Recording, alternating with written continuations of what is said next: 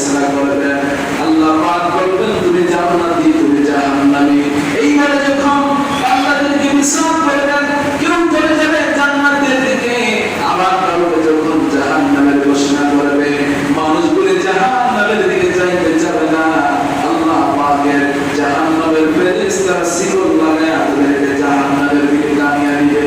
আল্লাহ পাক পবিত্র কোরআনে সূরা জুমার মধ্যে আল্লাহ পাক ইরশাদ করে জানিয়ে দিলেন, ওয়াসিয়াকাল্লাযীনা কাফারু ইলা জাহান্নামা যুমারা হাত্তা ইযা জাউহা ওয়া ফুতিহাত আবওয়াবুহা ওয়া ক্বালা লাহুম খাযানাতুহা আলাম ইয়াতিকুম রাসূলুম মিনকুম ইয়াতলুনা আলাইকুম আয়াতি রাব্বিকুম ওয়া ينذرونكم لقاء يومكم هذا قالوا بلى ولكن حقت كلمة العذاب على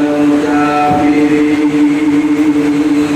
الله পাক রব্বুল আলামিন জানিয়ে দিলেন, ওয়াসিকাল্লাযীনা কাফারু ইলা জাহান্নামা যুমারা। আল্লাহ রাব্বুল আলামিন যাদের ফয়সালা করবেন তোমরা জাহান্নামী, ওদেরকে আল্লাহর ফেরেশতারা ধাক্কাইয়া হাঁকাইয়া জাহান্নামের দিকে নিয়ে যাওয়া হবে।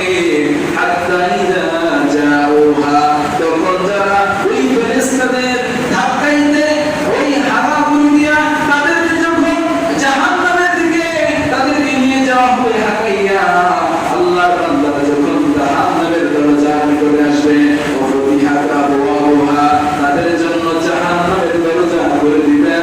আর ঘোষণা ফেরেশতারা গিয়ে বলবেন, ও আল্লাহর বান্দা, তোমরা তো দুনিয়ার জমিনে আল্লাহ তোমাদেরকে দুইটা পথ দান করেছেন, কেউ তোমরা হতে পারতে জান্নাতি, তোমরা কেন জাহান্নামী হলা? ও আল্লাহর বান্দা, তোমাদের কাছে কি কোনো রাসূল যায় নাই? তোমাদের কাছে কি আল্লাহর পক্ষ থেকে কোনো কিতাব যায় নাই? তোমাদের কাছে কি আল্লাহ পাক রব্বুল আলামিনের পক্ষ থেকে আজকে কিয়ামত দিবসের ভয়ের জন্য বড় কথা তোমাদেরকে কেউ বলে না? আল্লাহ পাক তখন ফেরেশতা যখন এই দাবি ডাক দিয়ে বলবেন, ও আল্লাহর বান্দা, তোমাদের কাছে কি কোনো রাসূল আসে নাই যে তোমরা আজকে এই জাহান্নামের অধিবাসী হইতেছো? তোমাদেরকে জাহান্নামের দিকে হাঁকায় নিয়ে যাওয়া হচ্ছে, জাহান্নামের দরজার ভিতরে তোমরা চলে আসছো, কিছুক্ষণের মধ্যেই তোমাদের জাহান্নামে নিক্ষেপ করা হবে। ও আল্লাহর বান্দা, তোমাদের কাছে কি কোনো নবী রাসূল আসে নাই? তোমাদের কাছে কি আল্লাহ পাকের কোনো বিধান আসে নাই?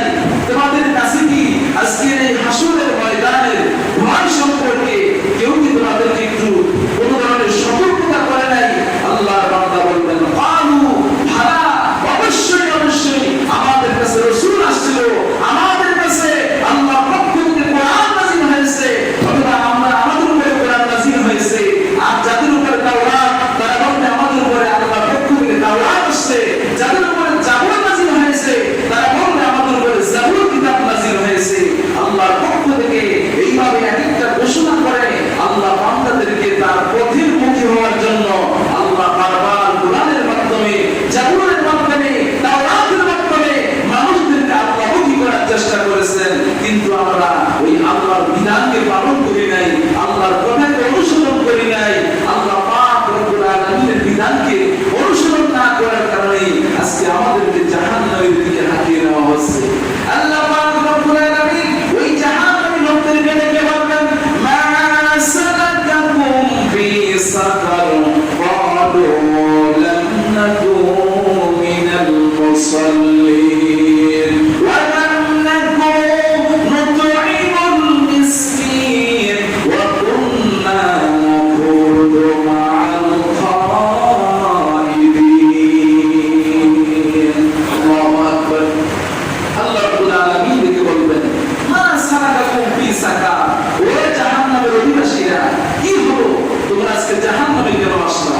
আমি তো তোমাদের কাছে রাসূল পাঠাইলাম, আমি তোমাদের কাছে কোরআন পাঠাইলাম। রাসূল নাই, তোমাদের কাছে আলেম ওলামারা জাহান্নামের বয়ান করেছে, আমি আল্লাহর বিধানের কথা বলেছি।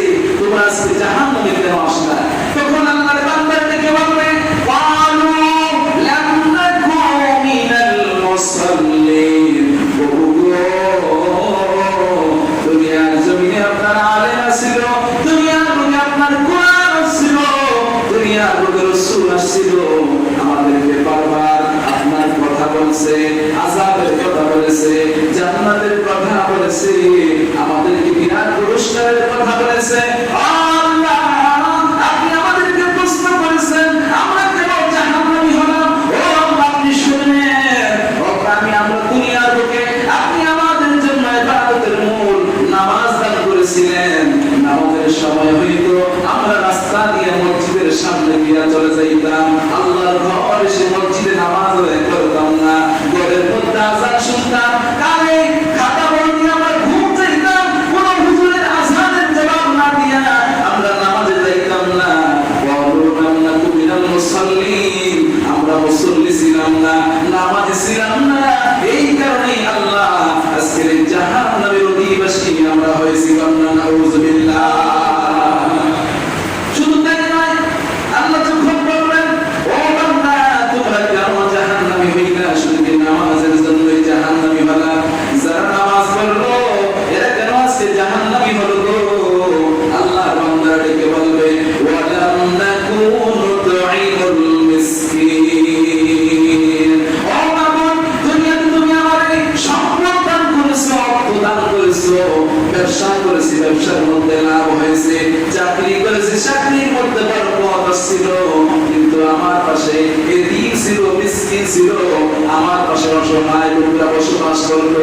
কোনদিন তাদেরকে আমি খানা খাওয়াই না, কোনদিন আমি তাদেরকে অর্থ দিয়া খোঁজ খবর নিয়ে কোনদিন সহযোগিতা করি নাই। আজকে সেই কারণে আমি জাহান্নামী হয়েছি। নাউযুবিল্লাহ।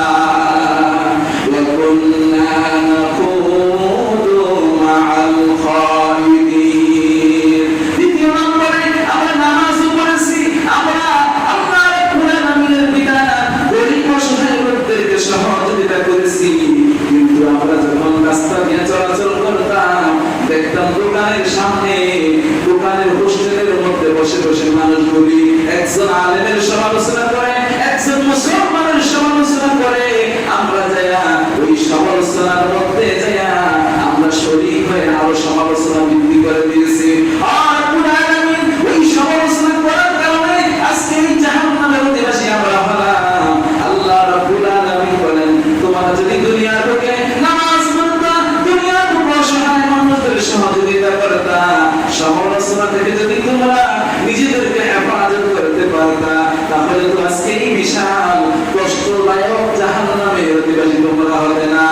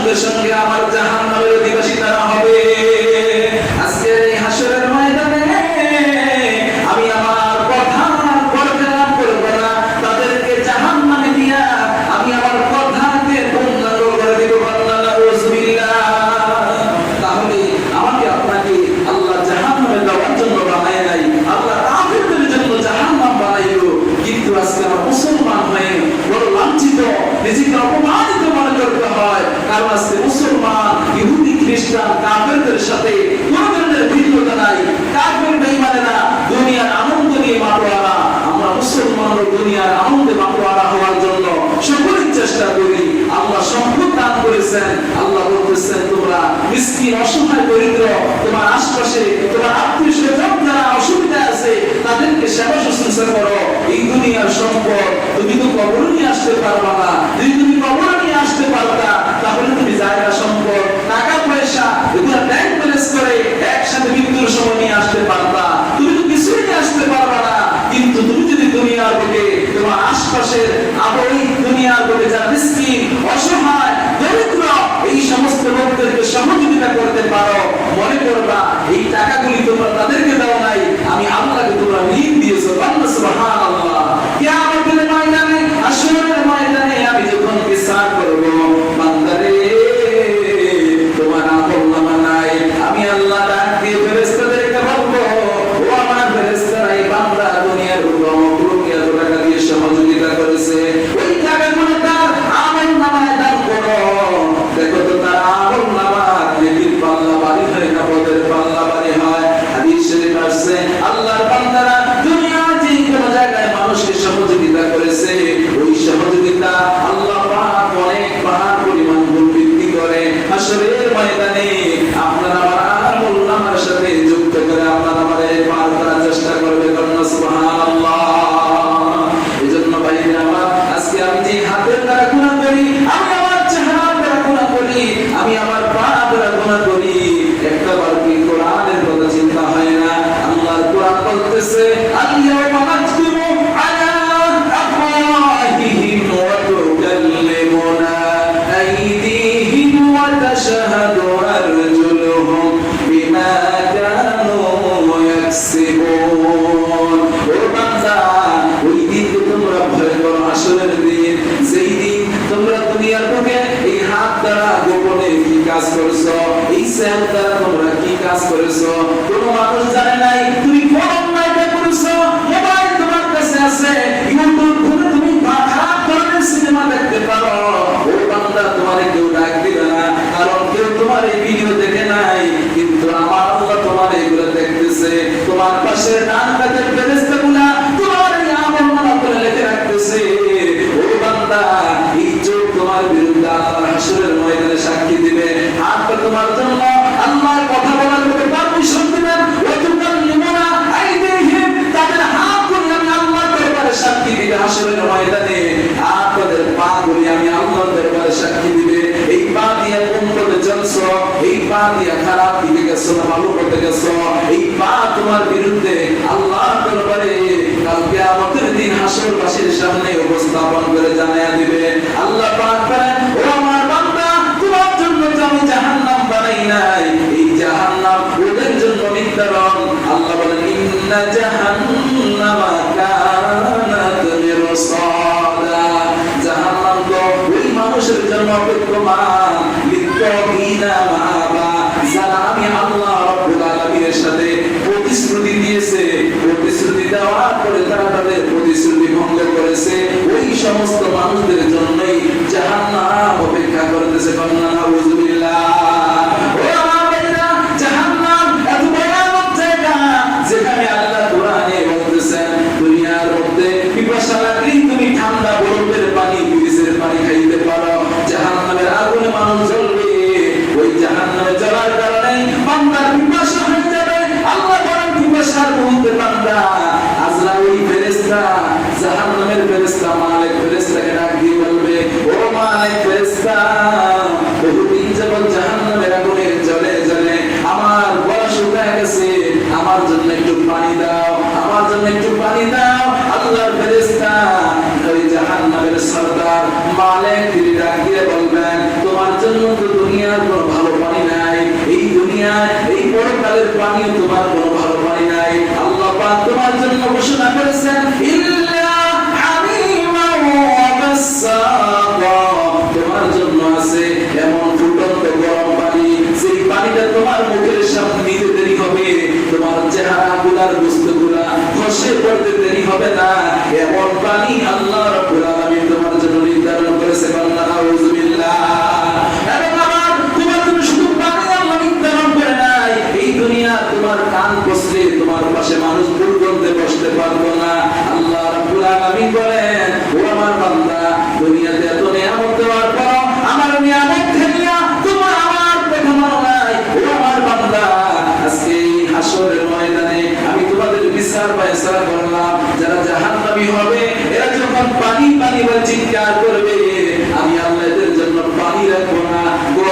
আমি এবং তাদের কানের পুঁজ গুলো আমি তাদের জন্য খাবারের ব্যবস্থা করে রাখবো। আল্লাহ নাউযুবিল্লাহ।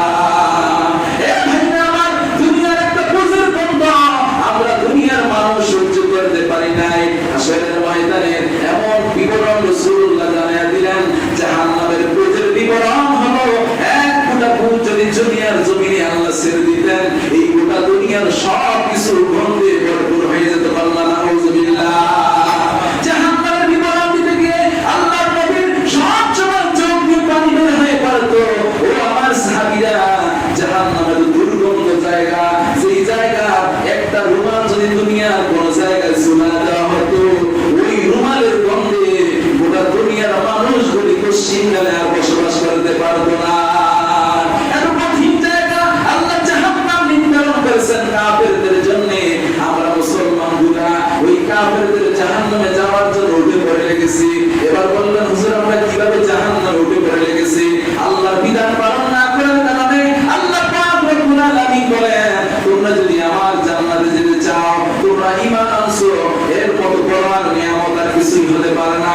সাথে যদি তোমরা আমার কথা মতো হারাম কাজ থেকে যদি তোমরা বেঁচে থাকতে পারো, আমার যে নিষেধ বস্তুগুলো আছে এগুলো যদি বাঁচতে পারো, আর আমার ফরজ বিধানগুলি যদি পালন করতে পারো, আমি আল্লাহ তোমার জন্য জান্নাতের গ্যারান্টি দিয়ে দিলাম। বলুন সুবহানাল্লাহ। ভাইরা আমার, বন্ধুরা আমার, এই জাহান্নামের কথা চিন্তা করলে আপনি নিজে যদি জাহান্নামের বিবরণ এই সম্পর্কে বিধানটা করেন, আপনার চোখ দিয়ে পানি এমনিতে বের হয়ে যাবে। এত ধমক দিয়ে আল্লাহ রাব্বুল আলামিন রাসূলুল্লাহর মাধ্যমে জানিয়ে দিলেন, ও আমার বান্দারা, কিসের জন্য আজকে দুনিয়ার মায়া করে আসো?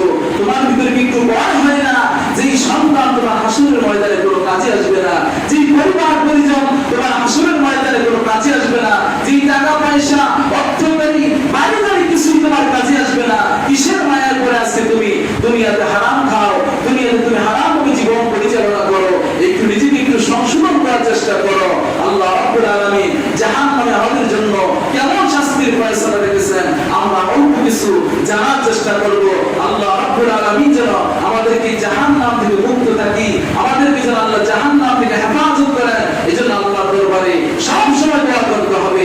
একটা আমল রাসূলুল্লাহ সাল্লাল্লাহু আলাইহি ওয়াসাল্লাম সাহাবায়ে কেরামদেরকে শিখায়া দিয়েছেন যে তোমরা যদি জাহান্নাম থেকে বাঁচতে চাও, একটা আমল দৈনিক করো, তাহলে ওই আমলটা করলে আল্লাহ তোমাদেরকে জাহান্নাম থেকে হেফাজত করবেন।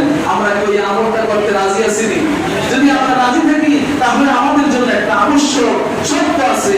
শুধুমাত্র আল্লাহ পাক রব্বুল আলামিনের এত কঠিন জাহান্নাম থেকে বাঁচতে হলে আমাদেরকে আল্লাহ রাসূল সাল্লাল্লাহু আলাইহি ওয়াসাল্লাম হাদিসের মাধ্যমে জানিয়ে দিয়েছেন, কোন ব্যক্তি যদি ফজরের নামাজ আদায় করে 7 বার আল্লাহুম্মা আজিরনি মিনান নার এই দোয়াটা পড়ে, আবার মাগরিবের নামাজ জামাতের সাথে পড়ে যদি কোনো বান্দা আল্লাহুম্মা আজিরনি মিনান নার এই দোয়াটা 7 বার তেলাওয়াত করে, ওই দিনে এবং রাতে আপনি যেই দিন পড়েছেন, যেই রাত্রি পড়েছেন, ওই রাত্রিতে যদি আপনার ইন্তেকাল হয়ে যায়, আবু দাউদ শরীফে হাদিসটা আসছে, মিশকাতুল বিন আসছে, তাহলে আপনার আমলনামায় আল্লাহ আপনাকে জাহান্নাম থেকে নিরাপদ করে এই দুনিয়া থেকে আল্লাহ আপনাকে বিদায় করাবেন।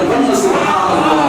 আল্লাহ পাক আমাদেরকে অসংখ্য নিয়ামত দেওয়ার জন্য এই উম্মতে মুহাম্মাদীদেরকে আল্লাহ তৈরি হয়ে রেখেছেন, কিন্তু আমরা এগুলো নিতে পারি না, আমরা এগুলো নেওয়ার চেষ্টা করি না। জাহান্নাম তো ক্ষুধার্ত, জাহান্নামকে যতই দেওয়া হয় জাহান্নামের ব্যাগ করে না। বুখারী শরীফ আছে, আল্লাহ তাআলা জাহান্নামকে ডেকে বলেন হাল মিন মাজিদ। আল্লাহ পাক জাহান্নাম আল্লাহকে ডেকে বলে, আল্লাহ আর আছে কি কেউ? আল্লাহ আর আছে কি? হালিম তারাজি, ও আল্লাহ আর কি কেউ আছে তোমার উপরে বান্দা? আল্লাহ যখন জাহান্নামের সকল বাসীদেরকে জাহান্নামে প্রবেশ করাইবেন, জাহান্নাম ডেকে বলবে, আল্লাহ আর কোন লোক আছে কিনা? আমি জাহান্নামের পেট ভরে না।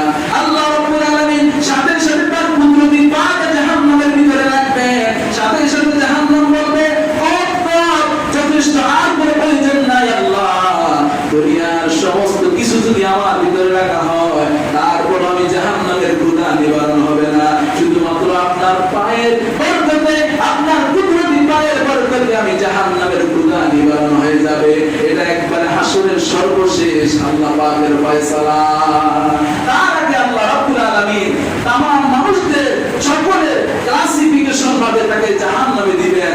আপনি যদি দুনিয়ায় যেই গুনাহ করেন, ওই গুনাহ অনুযায়ী আপনাকে শাস্তি দেওয়া হবে, আপনার উপরে কোনো জুলুম করা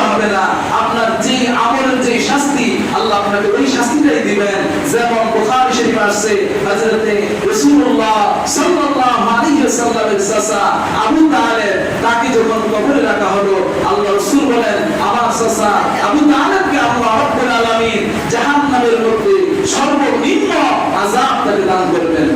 সাহাবায়ে কেরাম প্রশ্ন করলেন ইয়া রাসূলুল্লাহ ইয়া হাবিবাল্লাহ আপনার চাচা আবু তালেব তো ইসলাম ধর্ম গ্রহণ করে নাই তাকে কেন আল্লাহ সর্বনিম্ন